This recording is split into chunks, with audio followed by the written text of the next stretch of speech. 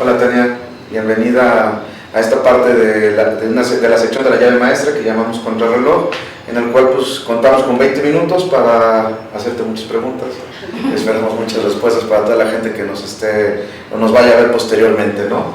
El tema que vamos a desarrollar son los derechos y obligaciones que tienen los trabajadores durante la pandemia y bueno, y todavía no acaba la pandemia y quién sabe hasta cuándo, ¿no? ¿Qué le podemos decir a las empresas?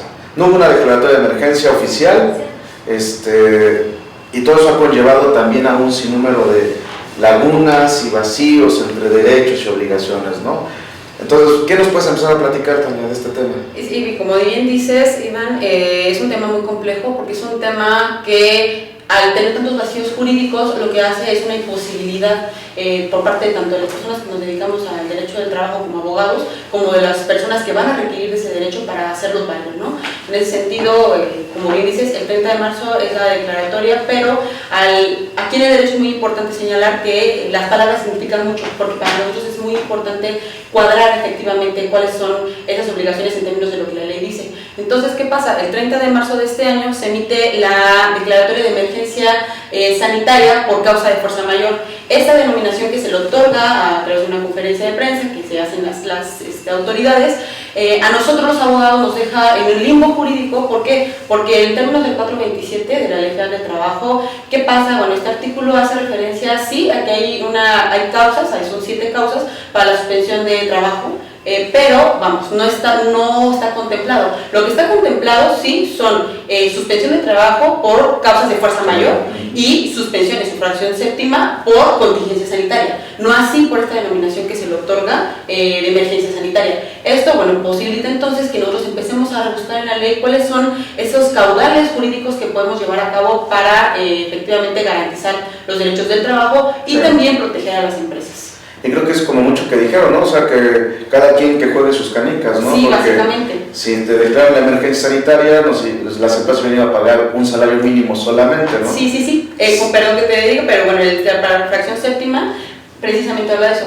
Si la autoridad lo que hubiera hecho, haber declarado una contingencia sanitaria, el 429, o sea, el artículo que casi sigue después de esto, nos dice que en caso de contingencia sanitaria, las empresas solo estarán obligadas a pagar a los trabajadores una indemnización del salario mínimo, más solamente por un periodo de un mes. Sí. Por eso, precisamente, bueno, no se decreta, me parece a mí que pudo haber sido inclusive un poco tendencioso a eso, a evitar que las empresas pudieran hacer eso, y entonces que bueno, empieza a haber una suspensión de labores, se declara, y las empresas, lo que insta la Secretaría del Trabajo es al diálogo entre los trabajadores y patrones. Porque la suspensión, si se da como tal por causa de su fuerza mayor que se podía haber aplicado por las empresas, esto iba a llevar a que no se le pagara nada a los trabajadores. Efectivamente, eso es un procedimiento especial que se tramita en tribunales, se declara y ya no se les paga nada. Entonces era o pagar nada o pagar un salario mínimo por un plazo de un mes. Obviamente... o dejar que la gente se matara por sí sola. Exactamente, ¿no? O sea, y eso es cierto. ¿Por qué? Porque creo yo que todos quedamos así, viendo qué íbamos a hacer.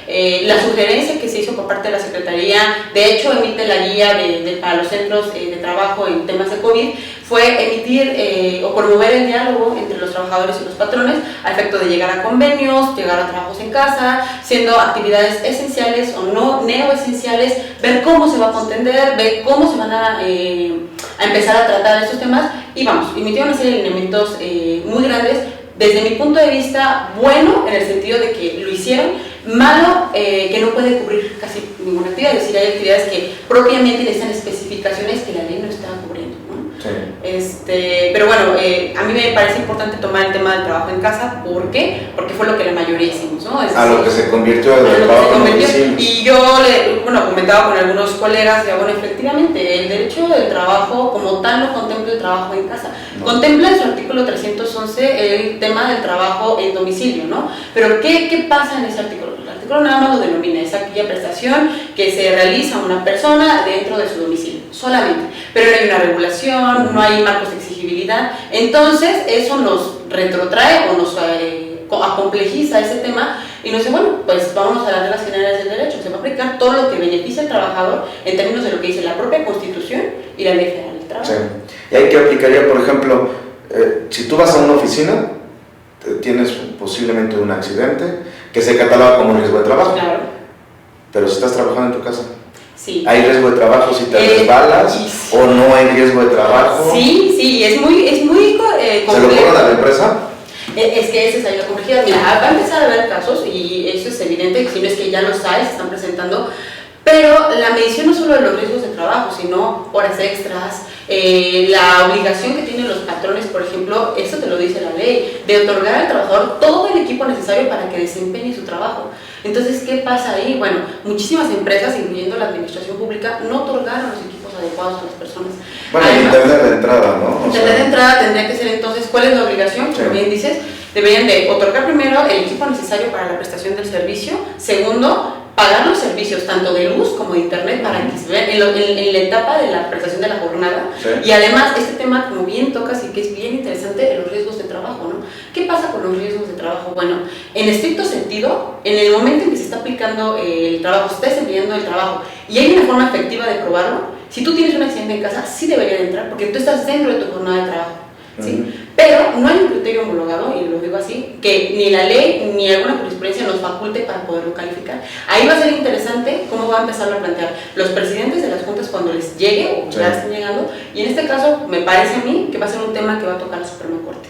No, y además yo creo que las empresas deberían de poner un protocolo, ¿no? Porque a lo mejor hoy quiero transmitir desde mi alberca, ¿no? O trabajar desde mi alberca y pues me ahogo, ¿no? O me empiezo a hacer algo y riesgo de trabajo. Sí. No estoy en tendríamos que fijarle a la gente que está en home office, a ver, tú designa cuál va a ser tu espacio, casi, ¿no? Si te sales de ese espacio ya no es riesgo de trabajo porque no estabas en ese espacio trabajando, ¿no? Me resbalé de la escalera. No es tu escritorio donde tú me dijiste que ibas a trabajar, ¿no? Y eso, digo, ahí creo que es una chamba que tenemos las personas, bueno, también las empresas.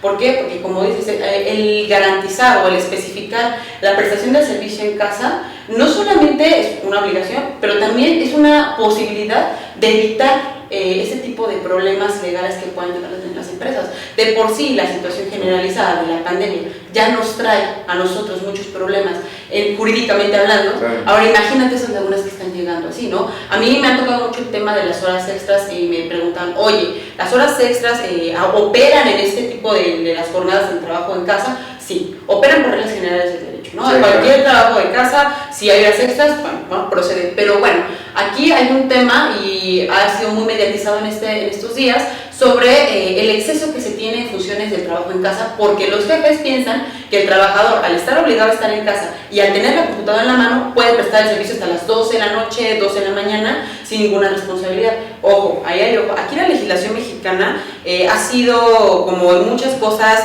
ha evitado este tipo de regulación, que me parece lo hace de manera tendenciosa.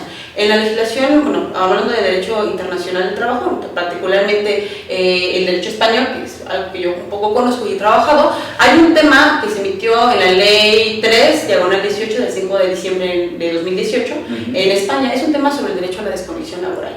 Esta es una protección que se les otorga, esta es extensiva a cualquier ciudadano que preste un servicio determinado en casa, a poderse desconectar después de su jornada de trabajo sin ninguna responsabilidad de tener que responder. Claro, yo sé que tiene implicaciones prácticas, eso es evidente, o sea, yo estoy hablando desde la teoría y desde lo que otros países les está funcionando y está prosperando. En México, insisto, no tenemos ese tema, pero me parece necesario traerlo porque pero sí, va a llegar, ¿no? Va a llegar como ha llegado todo, ¿no? La norma 31. No, la norma 35, que bueno, es muy importante, también la norma 35, sí. ¿Por qué? Porque ahorita tomó vida, ¿no? Cobró vida el tema de la protección a la salud mental y los riesgos psicosociales que tienen los trabajadores. ¿Qué pasa? Muy pocas empresas están atendiendo, ¿no? Y eso también hay que decirlo. La protección o el protocolo ahorita se está orillando o se está encaminando necesariamente al tema de pandemia, pero no hay que dejar de lado que la pandemia como tal sí tiene efectos físicos, es decir, el contagio, pero también tiene efectos mentales muy fuertes. Y que viene a adaptarse todo, ¿no? Porque, por ejemplo, la 35 te hablaba tal vez de un patrón acosador, ¿no? En el espacio de trabajo y muchas cosas, pero pues tu esposa, tu esposo, tu novio, es el acosador que estás con él, en el caso de los niños, ¿no? Entonces, sí, yo creo que se tiene que adaptar la norma a esta nueva realidad, ¿no? Sí, y es como todo, digo, la ley general del trabajo, la Constitución misma, son índices generales, es decir, no sería imposible, el derecho se construye a través de una realidad, ¿no? La realidad nos tomó de golpe a todos y bueno, ahora tenemos que entrarle como podamos. Pero justo, y eso, qué bueno que lo tocas porque me parece muy interesante, es el tema de los acosos y las violencias que se viven en casa, En ¿no? casa. ¿Qué se está repercutiendo? Particularmente yo me dedico también a la investigación de temas de género y trabajo, ¿no? En ese sentido, sería importante señalar entonces que la violencia doméstica para las mujeres incrementó un 75% a lo largo de la pandemia. Sí. ¿Eso qué pasa? Que las mujeres que laboramos en casa, además de ser trabajar desde casa, somos violentadas y nos obligan a ejercer o una doble o una triple jornada de trabajo por las declaraciones que desafortunadamente han hecho algunas autoridades en el tema de que a las mujeres nos toca cuidar a las personas grandes y a los niños cuando es un trabajo compartido, y eso, bueno, ¿no?, nos vulnerabiliza más y nos hace tener más ansiedad, más estrés y que se ve reflejado. Sí, se van a tener que adaptar muchas situaciones. Ahora dime, ¿tú crees que regresemos a las oficinas o ya esta situación sí genere un nuevo derecho de trabajo diferente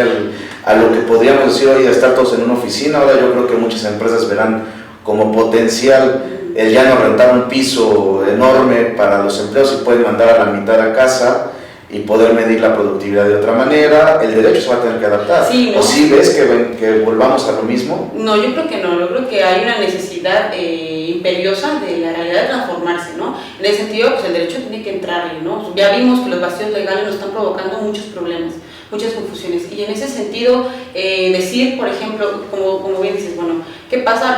Los trabajadores de las empresas puede ser un ganar-ganar, en el sentido de, obvio, te ahorras luz, energía, es decir, gastos que necesariamente tenías que erogar para poder tener una prestación de un servicio.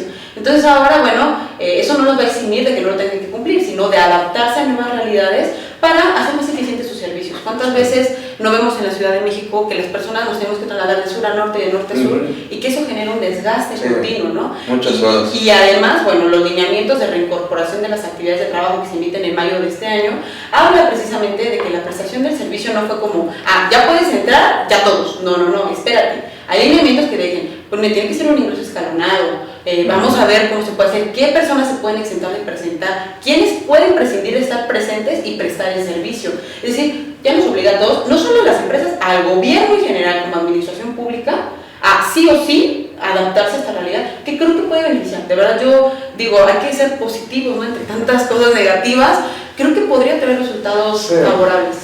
Ahora dime, los términos procesales se suspendieron. ¿Ya se renovaron? Sí. ¿A partir de cuándo? Desde el 16 de julio nosotros ya tenemos la obligación, la Junta Federal, bueno, lo he comentado en otros foros, suspende actividades, bueno, a partir del 30 de marzo oficialmente ya se dejan de empezar a contar los términos, pero como nosotros fuimos calificados como sector esencial, es decir, sector que tendría que prestar sus servicios en pandemia, se hizo ahí una situación, se organizó, es decir, tratándose de temas colectivos, los temas colectivos nunca suspendieron actividades, siempre estuvieron ahí, en algunos tipos de convenios también se estuvo presente, pero procesalmente por términos de presentación de escritos, promociones, demandas, eso sí se interrumpió. ¿A efecto de qué? Obviamente de garantizar el derecho del trabajador de que pudiera ejercer ese y que no corriera el plazo, y segundo también de no vulnerabilizarlo y que se presentara a entregar el escrito. Desde el 16 de julio nosotros ya nos vimos obligados a renovar entonces ya actividades, claro, con determinadas reglas, ¿no? ¿Cuáles son las reglas? Se habilitó un buzón electrónico donde las personas litigantes, usuarios y público en general pueden ingresar o mandar el correo a las juntas especiales donde radiquen sus expedientes a efecto de saber el estado procesal de los mismos, agendar citas para notificarse, hacerse sabedores de algún acuerdo, ir a ver el expediente y o en su caso tener algún desahogo de las audiencias. Las audiencias, ¿cómo se van a empezar a llevar? Bueno, las audiencias, la Junta Federal es una junta muy grande, entonces no podríamos tener tantas personas. Entonces el plan que se hizo fue determinados días se programan algunas materias, otros días otras, y vamos, no solo puede entrar que el abogado que defiende, el defensor de oficio, en este caso, el actor si es necesario, y ya, ¿no? Antes era toda la familia completa acompañar, bueno, ahora ya no se va a poder, ya solamente se puede las personas interesadas, pues para evitar la comunicación, estar constantemente con varias personas. Ahora dime, después del 16 de julio, ¿tienen ya un cálculo de cuántas demandas por parte de trabajadores se han presentado? Sí, se han presentado bastantes, se están viendo los riesgos, evaluando los riesgos, sobre todo, bueno, esa no es tanto mi parte, pero hemos sabido de las autoridades competentes, en este caso la presidenta, las personas que tienen estos cargos de dirigir, que se han aceptado, no sé, más de 2.000, 3.000 demandas, son muchísimas demandas que se van a empezar a habilitar, pues juntas especiales para atender y para, sobre todo yo creo, homologar criterios de cómo se va a atender este tipo de casos, porque insisto, o sea, no podríamos apostar o decir que ya hay algo que lo sustente, es algo nuevo que los funcionarios y los conocedores del derecho, en este caso los presidentes o la presidenta que vaya a conocer el caso, tenga que entrarle, tenga que ver, tenga que preparar a su personal también, porque pues, el presidente no actúa solo, actúa con muchísimas personas, y ver cuáles van a ser esos criterios y literalmente empezar a crear derecho a partir de eso, ¿no? Porque imagino que van muchas sobre despido injustificado o sobre falta de pago, ¿no? Por supuesto, suspendido por falta de pago, despido injustificado, digo, las incapacidades ya está más o menos normal, entonces no va a haber tanto problema, pero sobre todo despidos injustificados. ¿Por qué? Por la insolvencia que tienen los trabajadores y porque, insisto, desde este limbo jurídico en el que estuvimos trabajando o estamos inmersos, pues no hay nada, no hay ninguna situación que nos pudiera a nosotros decir, bueno, va a ser este camino el correcto. Entonces, si nosotros, que somos los abogados, que estamos ahí, estamos también homologando criterios, creando derecho, viendo cómo se va a funcionar, no me quiero imaginar las personas, ¿no? Sí. Es importante decir también que hay algunas, y eso es interesante ver cómo esta cohesión que existe entre asociaciones, despachos jurídicos de renombre, hicieron guías de acción, guías jurídicas que se pueden consultar en internet y que son panoramas generales para cualquier usuario, para que también se oriente, ¿no? Y empiece a ver qué puede hacer con su tema jurídico en temas de pandemia, ¿no? En tiempos de pandemia. Sí, es que está complicado, ¿no? Hoy hay más muertes que cuando inició la pandemia en México y pues ya estamos en semáforo naranja y ya vamos para el amarillo, no sé, está raro, ¿no? Sí. La textura de lo que está pasando. Pues muy bien, te agradezco mucho, Tania, esto que nos has ayudado a que la gente tenga un mayor panorama sobre este tema tan importante, de cómo conducirse, cómo manejarse, y es cierto lo que mencionas, hay guías que pueden ayudar, ¿no? Para el trato, y como en algún momento lo mencionamos en la llave maestra algunos otros abogados laboristas, pues hay mucho diálogo, se necesita mucho diálogo, ¿no? Entre la parte del patrón y el trabajador. Sí, claro, bueno, pues primero gracias a ustedes por el interés, el tema de que es importante posicionarlo porque muchos están así.